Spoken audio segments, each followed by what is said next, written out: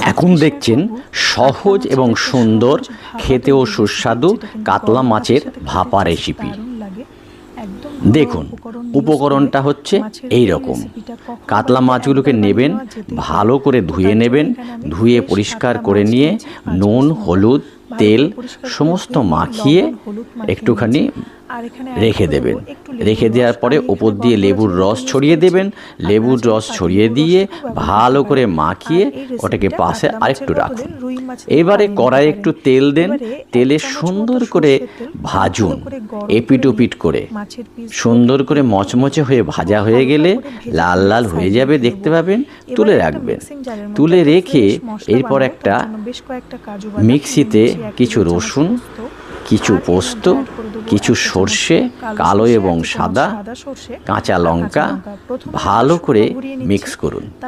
mix হয়ে গেলে ওর মধ্যে